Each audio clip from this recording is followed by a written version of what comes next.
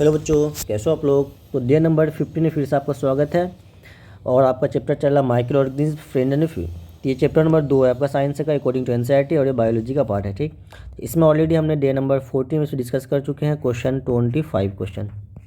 तो आज मैं 26 से आपको 50 तक क्वेश्चन करवाऊँगा।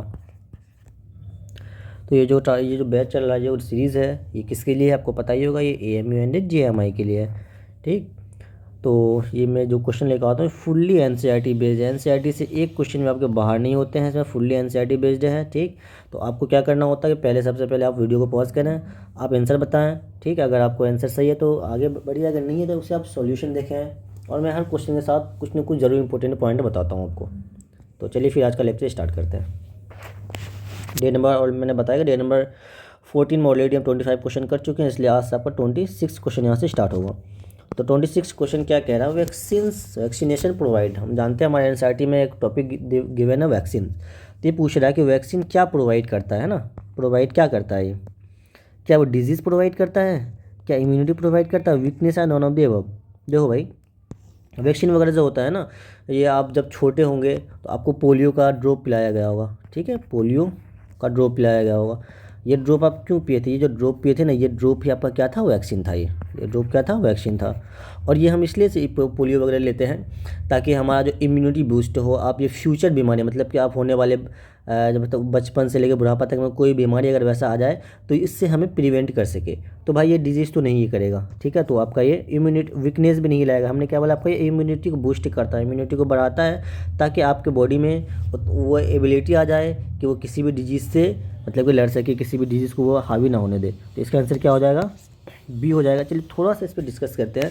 जो वैक्सीनेशन होता है, इसको सबसे पहले किसने डिस्कवर किया था, बताओ।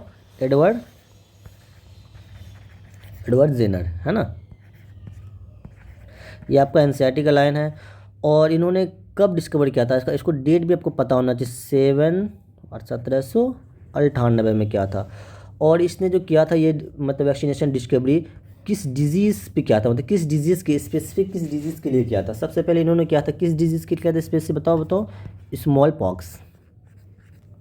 ठीक है, तो स्मॉल पॉक्स एक डिजीज़ है, उसके लिए हम वैक्सीनेशन करते हैं, वैक्सीन लेते हैं। और इस किसने डिस्कवर किया था, साइंटिस्ट का नाम आपको याद रखना, एडवर्ड जेनर ने किया था। ठीक, और इसमें देखो ये जो वैक्सीनेशन लेते हैं ये कौन कौन से डिजीज़ के लिए लेते हैं, आपको जो एनसीईआरटी में गिवन है बस मैं वही बताऊंगा, उससे ज़्यादा कुछ नहीं बताऊंगा। एक तो आपका पोलियो गिवन है, ठीक है, और दूसरा है आपका गिवन कोलेरा। तो कोलेरा के लिए भी हम लेते हैं वैक्सीनेशन। ठीक, और तीसरा गिवन है ट्यूबरक्लोसिस और स्मॉल पॉक्स, है ना, ट्यूबरक्लोसिस। और चौथा है आपका स्मॉल पॉक्स, एक और गिवन हेपेटाइटिस। तो आपको इतने पता, ये सारे कम से कम एग्जाम्पल आपको पता होना चाहिए कि ये मतलब कि कौन कौन से डिजीज़ में काम आता है। ठीक, तो सबसे पहले आपको पता चाहिए पोलियो के लिए लेते हैं वैक्सीनेशन, कोलेरा के लिए लेते हैं, ट्यूबरक्लोसिस के लिए लेते हैं, स्मॉल पॉक्स एंड हेपेटाइटिस, इन सब के लिए लेते हैं। और इसका डिस्कवर किसने किया था, इसको एडवर्ड जेनर ने किया था। कब किया था, 1798 में।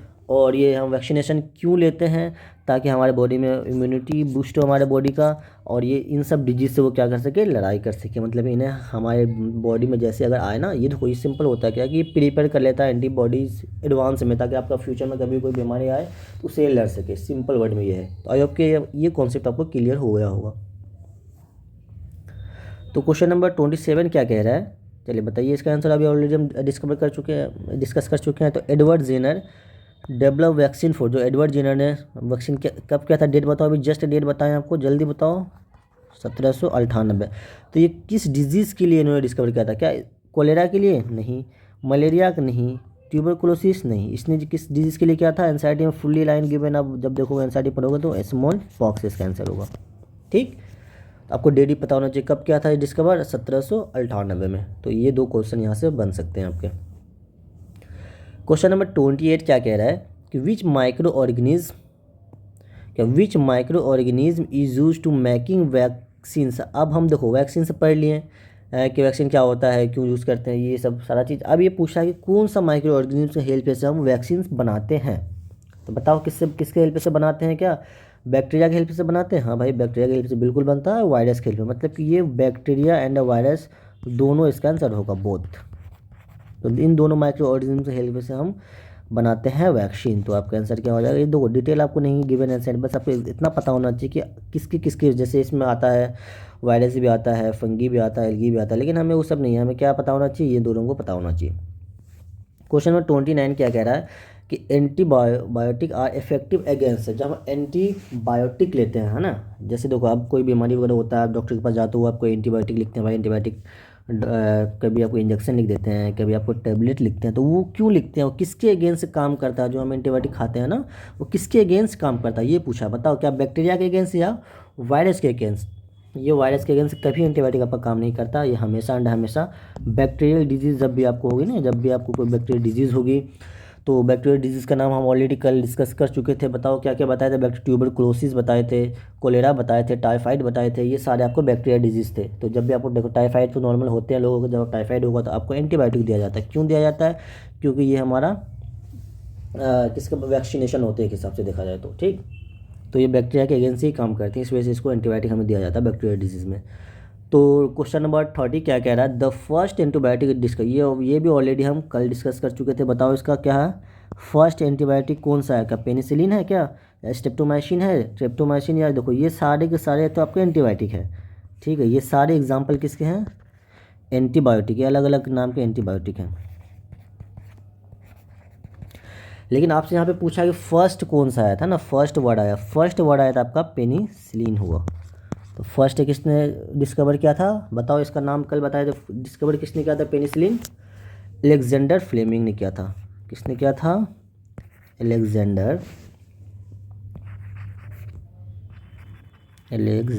फ्लेमिंग। इन्होंने कब डिस्कवर किया था बताओ, 1929, ठीक है। किससे डिस्कवर किया था, फंगी में कौन सा फंगी, मोल्ड, MOULD। इतना आपको इसके बारे में पता होना चाहिए कि फर्स्ट एंटीबायोटिक है, किसने डिस्कवर किया, कब किया, और किसके हेल्प से किया। अब बताओ 31 क्या कह रहा है क्वेश्चन, आपका बहुत आसान सा क्वेश्चन है कि बताओ which microorganism cause food poisoning कौन सा माइक्रो ऑर्गेनिज्म करता है। तो ये भी बहुत ही आसान सा क्वेश्चन है, बता दीजिए क्या, लैक्टोबैसिलस, नहीं भाई, ये तो हमारा लैक्टोबैसिलस क्या करता है, मिल्क को कन्वर्ट करता है किसमें, कर्ड में। तो ये तो भाई पॉइजनिंग नहीं करेगा। ईस्ट हम ऑलरेडी पर फर्मेंटेशन में काम आता है, ये ब्रेड बनाता है ना, ब्रेड अल्कोहल वगैरह ये बनाते हैं।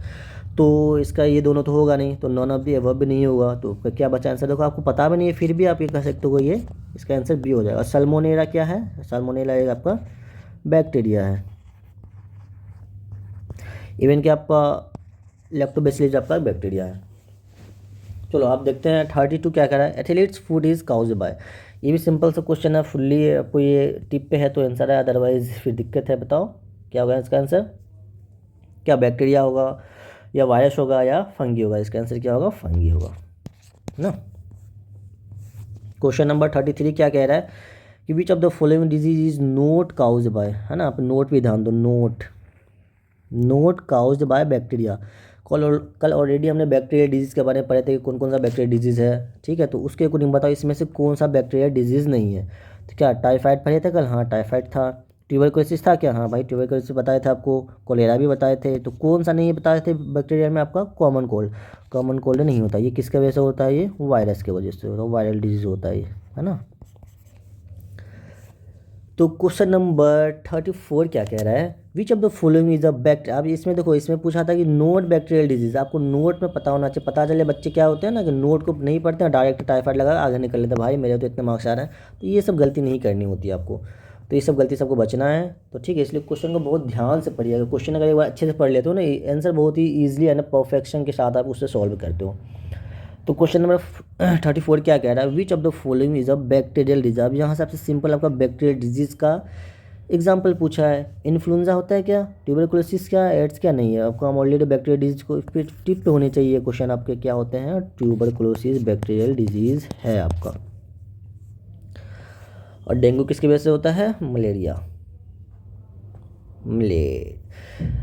उसके बाद फंगी, तो फंगी रिप्रोड्यूस बाय, फंगी जो होता है वो रिप्रोड्यूस कैसे करता है, क्या वो स्पोर्स है, सीड्स है, सीड का तो कोई है नहीं, तो बताओ स्पोर्ट्स के थ्रू होता है रिप्रोडक्शन पढ़े थे, जैसे कि हमने सबसे फर्स्ट चैप्टर जब रिप्रोडक्शन एनिमल पढ़े थे उसमें थोड़ा बहुत आपको डिस्कस की थी इसके बारे में।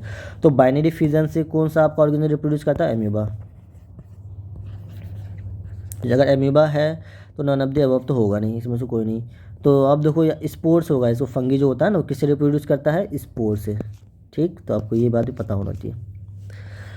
तो क्वेश्चन नंबर 36 क्या कह रहा है कि which microorganism help in making vinegar. जो वेनेगार होता है वेनेगर, तो ये कौन से माइक्रो ऑर्गेनिज्म के हेल्प से बनता है? देखो अगर आप इसको आपको याद है तो बहुत अच्छा, अगर याद नहीं है तो इसे कैसे सॉल्व करेंगे? देखिए पेनिसिलिन, क्या ये माइक्रो ऑर्गेनिज्म है? नहीं भाई, ये तो आपका फर्स्ट एंटीबायोटिक, इसे कट कर दो। राइजोबियम, देखो राइजोबियम का ऑलरेडी अब कई बार डिस्कस कर चुके हैं, ये क्या करता है? नाइट्रोजन फिक्सेशन करने में हेल्प करता है, N2 का फिक्सेशन करता है ये। ठीक है, N2 फिक्सेशन करता है, तो ये भी नहीं होगा, तो इसे भी कट कर दो। अब बताओ लैक्टोबैसिलस, लैक्टोबैसिलस ऑलरेडी हम कई बार पढ़ चुके हैं भाई, ये क्या करता है? ये मिल्क को बनाता है कर्ड में, मिल्क का क्या कन्वर्ट करता है? कर्ड में कन्वर्ट करता है, तो ये भी नहीं होगा। तो आपका क्या बचा? एसिटोबैक्टर। तो देखो अगर आपको नहीं भी पता था भाई विनेगर में कौन सा माइक्रो यूज होते हैं, तो आप सिंपल ऐसे एलिमिनेशन मेथड बोलते हैं इसको। कौन सा मेथड बोलते हैं? Elimination method. एलिमिनेशन मेथड से आप इसे सॉल्व कर सकते हो। तो इसका आंसर आपका क्या हो जाएगा? Answer number B. I hope कि आपको ये समझ में आ रहा हो क्वेश्चन कैसे सॉल्व। देखो मैं सिर्फ आपको जो सीरीज लगाता हूँ ना, सिर्फ ये नहीं मतलब भाई इसका आंसर ये होगा ये होगा, मैं ये भी बताता हूँ कि इसको कैसे सॉल्व करेंगे। अगर आप कभी नहीं आपको पता, सपोज कि मेरे को नहीं पता था, मैं इसे कैसे सॉल्व करूँ? तो भाई मेरे को पेनिसिलिन तो पता ऑलरेडी, हमने राइजोबियम के बारे में पढ़ रखा, लैक्टोबैसिलस के बारे में पढ़ रखा, तो ये हमने नहीं पढ़ा। तो हम इसे इन तीनों को तो हम जानते हैं ना, तो इन तीनों को कट कर दो तो बचे क्या? एसिडोबैक्टर। तो ऐसे भी क्वेश्चन आपके सॉल्व किए जाते हैं। ठीक, तरीका भी सीखना जरूरी है। सिर्फ आप क्वेश्चन लगाए जा रहे हो, लगाए जा रहे हो, लगाए जा रहे हो, लगाए जा रहे हो, पता चला जब आप एग्जाम में गए आपको कुछ ऐसा कॉन्सेप्ट आ गया आपके बुक से ही है, लेकिन कॉन्सेप्ट थोड़ा अलग हट के है, तो भाई आप मुंह देख रहे हैं, छोड़ के आ रहे हैं, तो गलत लगा के आ रहे हैं, तो ऐसा नहीं करना होता है। तरीका सीखो आप। तो which microorganism use to making cheese. अब बताओ चीज़ के लिए कौन सा माइक्रो ऑर्गेनिज्म यूज़ किया जाता है? क्या वायरस, बैक्टीरिया, फंगी या प्रोटोजोआ? प्रोटोजोआ तो किसी चीज़ को बनाने में यूज़ होता ही नहीं है, इसे कट कर दो। वायरस भी किसी चीज़ को बनाने में यूज़ नहीं होता है, किसी भी चीज़ को बनाने में यूज़ नहीं होता है। ठीक है, अब बचा आपका बैक्टीरिया एंड फंगी। बैक्टीरिया भी होता है कि नहीं होता बताओ? हमने देखा कि जब हम दही से दूध बना रहे हैं, बैक्टीरिया में विनेगर वगैरह जब कर रहे हैं तो कन्वर्ट कर रहे हैं ना, इसमें तो ये भी बैक्टीरिया है। तो और फंगी, फंगी का भी ऐसा कुछ यूज नहीं है। तो चीज़ का सिंपल सा यूज होता है आपका, किससे बनता है? बैक्टीरिया से बनता है। इडली डोसा वगैरह इससे पहले एंजाइटी में एग्जाम्पल गिवन आपका। ठीक है, तो क्वेश्चन नंबर 38 क्या कह रहा है भाई? ये तो कई बार हमने आपको बता रखा है, फाइनली देखो इसका क्वेश्चन में आ ही गया है। Nitrogen fixation is done by, nitrogen fixation कौन किसके वजह से हो रहा है? इसमें ईस्ट की वजह से हो रहा है क्या? देखो पेनिसिलिन तो क्या है? एंटीबायोटिक फर्स्ट है, तो इससे होगा नहीं। ईस्ट क्या है? ये भी नहीं होगा। तो इसका नाइट्रोजन फिक्सेशन पर टिप पे क्या होगा? राइजोबियम। ईस्ट से क्या बनाते हैं हम? ब्रेड वगैरह बनाते हैं, फर्मेंटेशन करते हैं, मतलब अल्कोहल वगैरह बनाते हैं। तो डिटेल में ज़्यादा नहीं बताते हैं, बट आपको हाँ जो क्वेश्चन ऑप्शन आ जाते हैं तो उस अकॉर्डिंग मैं एक दो पॉइंट चाहता हूँ कि उससे रिलेटेड मैं बता दूँ। जब अगर इसका चैप्टर पढ़ाएंगे आपको तो पूरा डिटेल में पढ़ाया जाएगा। तो अगर आप मेरे चैनल पे फर्स्ट टाइम विजिट कर रहे हो तो अब इसे सब्सक्राइब ज़रूर करिए, और लाइक करना तो बिल्कुल नहीं भूलना है, और अपने दोस्त को शेयर भी ज़रूर करें। ठीक है, तो अगर आपको कुछ भी डाउट हो रहा है, कुछ भी थोड़ा सा भी अगर आपको डाउट है तो आप कमेंट बिल्कुल करें, है ना। कमेंट करने में कोई दिक्कत नहीं, अच्छा लग रहा हो तो भी कमेंट करें। कहीं भी कोई डाउट हो, थोड़ा सा आपको कोई कॉन्सेप्ट क्लियर नहीं हुआ, आपको लग रहा है सर इसका आंसर ये ना ये होना चाहिए, कुछ भी हो, थोड़ा सा भी डाउट हो तो आप हमें कमेंट ज़रूर करें। मैं उसका ज़रूर रिस्पॉन्स दूंगा आपको, और मैं उसका ज़रूर आंसर देने की ट्राई करूँगा। ठीक है, तो क्वेश्चन नंबर 39 क्या कह रहा है कि फर्मेंटेशन वाज डिस्कवर्ड बाय, है ना। और देखो फर्मेंटेशन के बारे में ऑलरेडी कल बहुत डिटेल में डिस्कस किए थे। फर्मेंटेशन क्या होता है, कैसे करते हैं, सारा चीज़ ऑलरेडी हम कल आपको बताए हैं। तो फर्मेंटेशन आप क्वेश्चन आ रहा है, सिंपल सा क्वेश्चन है कि किसने डिस्कवर किया था? लुईस पास्चर साहब ने डिस्कवर किया था। अब देखो इसमें से अलेक्जेंडर फ्लेमिंग क्या किए थे बताओ? अभी बताए थे, ज़रा याद करो थोड़ा सा यार, याद तो करना ही पड़ेगा। अलेक्जेंडर फ्लेमिंग क्या किए थे, क्या डिस्कवर किए थे? बताओ बताओ बताओ बताओ। पेनिसिलिन, है ना।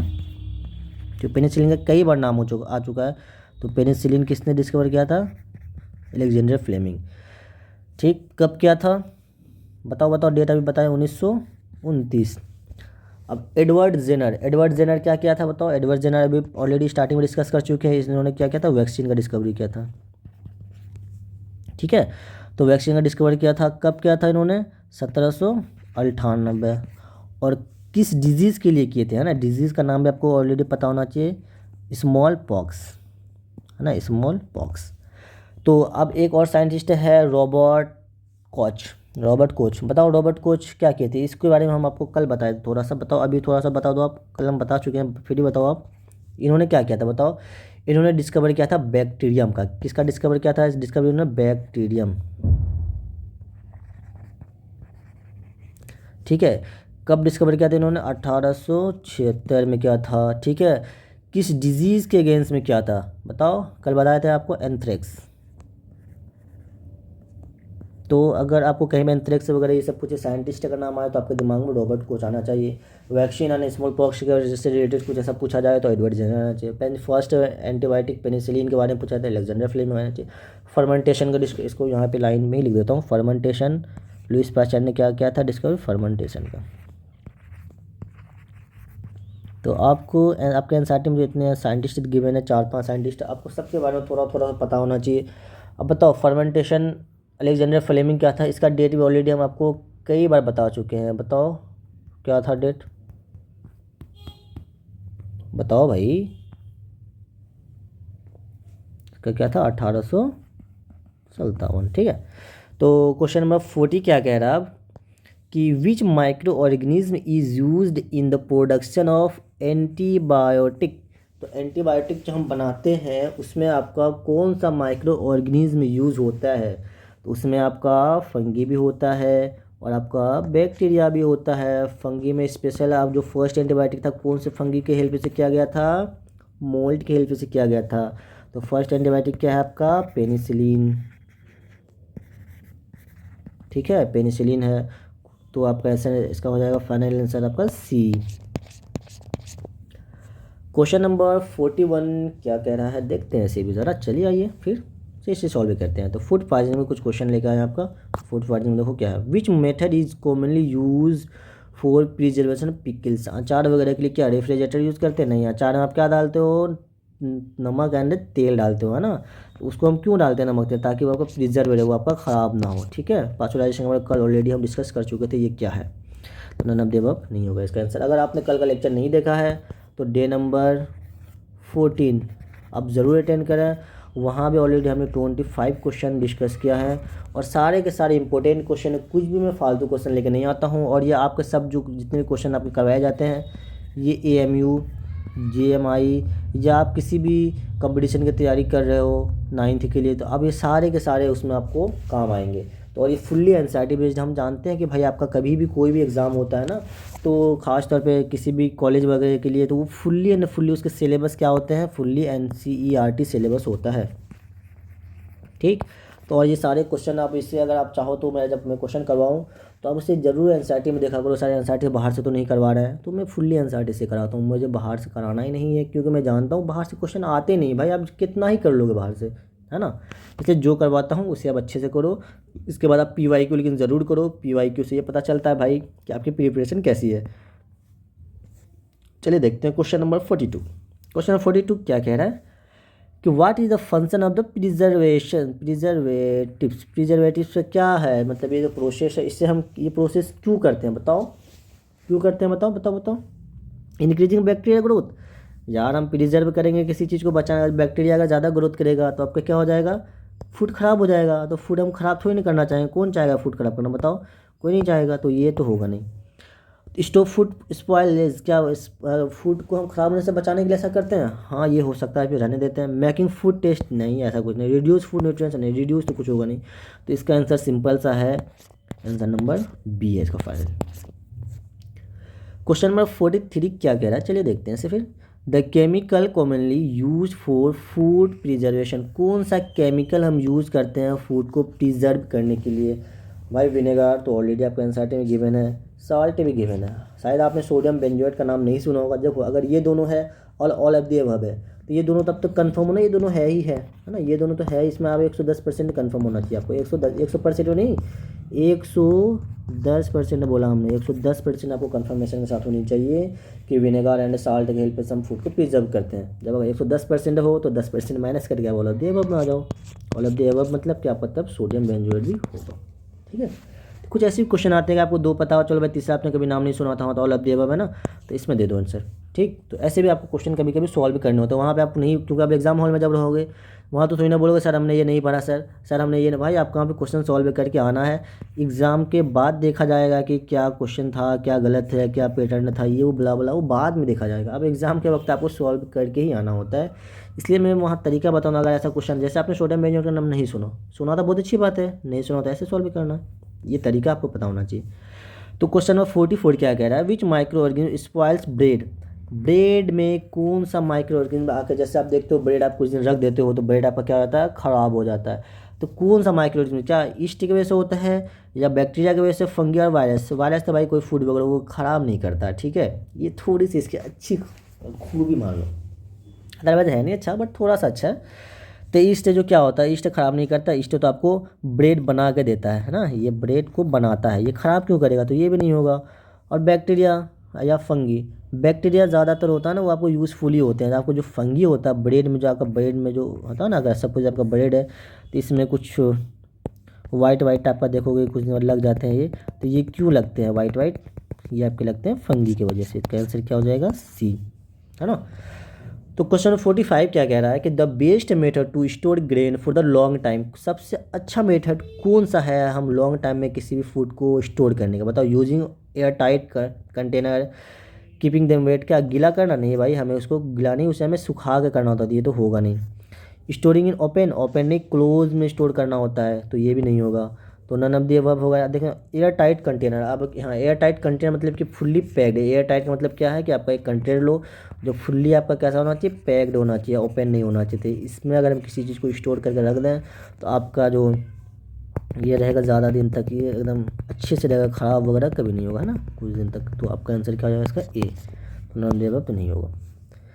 तो क्वेश्चन नंबर 46 में देखते हैं कि भाई साहब क्या कह रहे हैं, चलिए इसे भी देखते हैं भाई क्या होता है। The micro organism that cause rust in plant, rust in plant बताओ कौन सा माइक्रो ऑर्गेनिज्म की वजह से होता है। ये आपको एनसीईआरटी का है ना, एनसीईआरटी में एक साइड टेबल आपको दिए हुए हैं, तो वहाँ पे आप देखो कौन सा है, किसकी वजह से, फंगी की वजह से होता है, वायरस की वजह से, प्रोटोजोआ किसकी वजह से होता है, बताओ। रस्ट इन वेट, रस्ट इन वेट होता है आपका फंगी की वजह से। अब बताओ ये देखो इसमें मैं एक तो हो गया आपका रस्ट इन वेट, दूसरा आता है सिट्रस कैंकर। ये बताओ ये कौन से किस माइक्रो ऑर्गेनिज्म की वजह से होता है। तो अब दूसरा क्वेश्चन आपका आएगा रस्ट, ये एनसीईआरटी का मैं लिख देता हूँ ताकि आपको याद रहे कि क्या क्या आपको याद करना है, क्योंकि एनसीईआरटी में तो बहुत ज़्यादा है, आपको हर चीज़ याद नहीं करनी होती है। तो रस्ट इन वेट किसकी वजह से होता है, और क्या है, एक येलो वेन मोज़ेक भिंडी, ये किसकी वजह से होता है। तो आपको ये तीन के बारे में पता होना चाहिए, जो आपका एनसीईआरटी का टेबल है बस उसी का क्वेश्चन है। तो सिट्रिक कैंसर कौन से इसके वजह से होते हैं बताओ, और माइक्रो ऑर्गेनिज्म की वजह से ये हम जानते हैं बैक्टीरिया की वजह से होता है। आपका किसकी वजह से, बैक्टीरिया की वजह से। और रस्ट इन वेट अभी आप बताएं किसकी वजह से होता है, फंगी की वजह से होता है। और येलो वेन मोज़ेक ऑफ भिंडी ये किसकी वजह से होती है, वायरस की वजह से। तो आपको ये 3 पता होना चाहिए। रस्ट इन वेट इसको और दूसरा नाम से क्या जानते हैं, इसको दूसरा नाम भी इसका पता होना चाहिए, ओकरा इसको बोलते हैं, ओकरा ओकरा ओकरा, केकड़ा नहीं, ओकरा ओकरा, है ना। तो ये आपको ये 4 इससे देखो पूछेगा किसकी वजह से होता है, सब किसका, इसका पूछेगा दूसरा नाम क्या और किसकी वजह से होता है। तो ये आपको 4 क्वेश्चन है, ये 4 क्वेश्चन आपको बहुत इंपॉर्टेंट है। आई होप कि आपको याद भी होगा, पहले से याद नहीं है तो इसे आप याद कर लो। चलिए देखते हैं 47। तो आज भी आपके 50 क्वेश्चन है, ठीक है, और 3 क्वेश्चन बचे हुए उसे सॉल्व करके ही जाना है ना। तो BGA vaccine is used for, जो बीजीए वैक्सीन होता है वो किसके लिए यूज़ किया जाता है, ट्यूबरकुलोसिस। थोड़ा सा आउट ऑफ एनसीईआरटी है लेकिन आपको ये पता होना चाहिए कि ट्यूबरकुलोसिस की वजह से हम बीजीए लिखते हैं। और बीजीए का फुल फॉर्म क्या होता है, बेसिलस कैलमेटी ग्यूरिन, है ना। तो ये किसके लिए यूज़ किया जाता है, ये ट्यूबरकुलोसिस को ठीक करने के लिए। हमने देखा ना वैक्सीनेशन में कोलेरा था, उसका ट्यूबरकुलोसिस था, स्मॉल पॉक्स था, है ना, ये सारे के सारे थे, पोलियो थे। तो चलिए देखते हैं 48 क्वेश्चन क्या कह रहा है।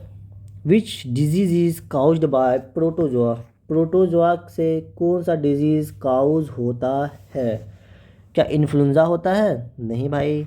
कोलेरा होता है? नहीं भाई। बैक्टीरिया डिजीज़ है। ट्यूबरकुलोसिस? Bacteria disease. तो क्या है? मलेरिया। मलेरिया कल भी इसके बारे में हम डिस्कस कर चुके थे। एनोफिलियस मलेरिया एनोफिलियस मस्क्यूटो की वजह से होता है। एनोफिलियस मस्क्यूटो में भी कौन सा एनोफिलियस, मेल या फीमेल? यार काटती तो फीमेल है ना, तो फीमेल एनोफिलियस मस्क्यूटो है ना। तो क्वेश्चन नंबर 49 क्या कह रहा है? Which gas is release during fermentation, जब हम फर्मेंटेशन प्रोसेस करते हैं तो उसमें कौन सा गैस रिलीज होता है? ऑक्सीजन, नाइट्रोजन भी नहीं होगा, हाइड्रोजन भी नहीं होगा। कौन सा होता है? कार्बन डाइऑक्साइड, मतलब कि CO2। ये किसके हेल्प से करते हैं हम? फंगी के हेल्प से करते हैं और बैक्टीरिया के हेल्प से भी करते हैं। और फंगी में स्पेशली कौन सा? ईस्ट की वजह से करते हैं। इस प्रोसेस हम क्या क्या बनाते हैं बताओ? ब्रेड बनाते हैं, अल्कोहल बनाते हैं। तो ये सारे के सारे आपके ये बनते हैं फर्मेंटेशन से। ठीक, तो आपको इतना सा इसमें पता होना चाहिए। आज का लास्ट क्वेश्चन क्या कह रहा है, चलिए देखते हैं इसे भी। फिर लास्ट क्वेश्चन में थोड़ा सा मैं कलर चेंज कर लूँ, है ना। कौन सा कलर लेना, कौन सा लेना? वाइट लेते हैं, चलिए। तो the process of adding a beneficial bacteria to food product is called, जब हम बैक्टीरिया को ऐड करते हैं फूड को प्रिजर्व करने के लिए, तो उस प्रोसेस को हम क्या कहते हैं? स्पाइलेज तो नहीं होगा, प्रिजर्वेशन नहीं होगा, पास्चुराइजेशन भी नहीं होगा, तो क्या होगा? फर्मेंटेशन। अभी हमने फर्मेंटेशन पढ़ा ना, तो इसमें आपका क्या, देखो ये बैक्टीरिया वगैरह इसमें यूज़ किया जाता है ना। हमने बोला कि फंगी के वजह से भी होता है, बैक्टीरिया की वजह से होता है, और इस प्रोसेस से हम ब्रेड वगैरह बनाते हैं। तो ठीक है, बेनिफिशियल बैक्टीरिया क्या है, इसमें फर्मेंटेशन हो जाएगा। फर्मेंटेशन के बारे में ऑलरेडी डिस्कस कर चुके हैं इससे पहले वाले, मतलब कि डे नंबर 14 में डिस्कस कर चुके हैं, और अभी भी थोड़ा बहुत किया डिस्कशन। तो आई होप कि आपको सारे के सारे क्वेश्चन आपको बहुत अच्छे से समझ में आ गया होगा। तो आज जो हमने आपको 25 क्वेश्चन करवाया है, 25 क्वेश्चन में आपको कितने मार्क्स आए हैं ज़रूर हमें कमेंट करके बताएं। अगर आपको वीडियो अच्छा लग रहा हो तो हमारी वीडियो को आप लाइक करना बिल्कुल ना भूलें, और कमेंट ज़रूर कीजिए कि आपको कोई डाउट हो, कुछ भी हो। अगर अच्छा भी लग रहा है वीडियो फिर भी कमेंट करें, है ना। आई होप कि अच्छा लग ही रहा होगा ना। तो अच्छा लग रहा है तो फिर भी करें, सर बहुत अच्छा पढ़ाते हो यार, थोड़ा सा बनता उतना सा, उसका शेयर ज़रूर करें। बाकी सब्सक्राइब करना तो बिल्कुल ना भूलें। बाकी thank you so much for watching this video. कल थोड़ा सा आपको मैंने गाइड भी किया था कि आपको कैसे पढ़ना, थोड़ा सा आज बता देता हूँ कि आपको सबसे पहले क्या करना होगा। देखो, सबसे पहले आप NCERT तो पढ़ लो। अब क्या करना है, NCERT पढ़ो सबसे पहले। NCERT पढ़ने के बाद आप मेरा जो क्वेश्चन है, इस क्वेश्चन को आप सॉल्व क्या करो, है ना। क्वेश्चन सॉल्व करो, जो मैं करवाता हूँ हर चैप्टर के कितने क्वेश्चन, लगभग 50 क्वेश्चन से 60 क्वेश्चन तो करवा ही देता हूँ। तो इस क्वेश्चन को सॉल्व करें, इसमें देखा आपको कितने मार्क्स आते हैं, इसको एनालाइज करें। जहाँ पे आपको गलत होता है इस क्वेश्चन में, तो फिर से आप NCERT भी जाएँ, फिर से NCERT को पढ़ेंगे कहाँ पे गलत हुआ है, क्योंकि मैं NCERT से बाहर एक भी क्वेश्चन नहीं लेता। तो फिर से अगर कोई भी क्वेश्चन आपका इसमें गलत हो रहा हो तो आप दोबारा NCERT पे चले जाना आपको, फिर NCERT पढ़ना है, फिर इस क्वेश्चन को लगाना है। और आपका लास्ट स्टेप क्या होगा, PYQ को सॉल्व करना। अगर आप AMU के लिए तैयारी कर रहे हो स्पेशली, तो आप AMU का PYQ सॉल्व करें। अगर आप स्पेशली GMI के लिए क्वेश्चन तैयारी कर रहे हो, तो आप GMI का स्पेशली PYQ सॉल्व करें। अगर आपने दोनों का फॉर्म भर रखा है तो आप दोनों को आप PYQ सॉल्व करें। अगर PYQ आपसे नहीं बनते हैं तो मतलब फिर आपको कहीं ना कहीं NCERT पढ़ना पड़ेगा, कुछ लेक्चर आपको देखने होंगे। तो फिर से आपको क्या करना है, इसी साइकिल में आ जाना है कि NCERT पढ़ना है, क्वेश्चन प्रैक्टिस करना, PYQ सॉल्व करना है। अगर आपके सारे के सारे PYQ बन रहे हैं तो बहुत अच्छी बात है। वैसे मैं PYQ सीरीज़ लेकर आऊँगा आपके लिए, तो उसे मैं वहाँ पे भी डिस्कस करूँगा, लेकिन मेरे आने से पहले आप एक बार इस PYQ ज़रूर कर लिया कीजिए, ठीक है। तो आज के लिए इतना ही रखते हैं। Thank you so much for watching this video. फिर मिलते हैं नेक्स्ट लेक्चर में, तब तक के लिए क्या भाई, ओके बाय।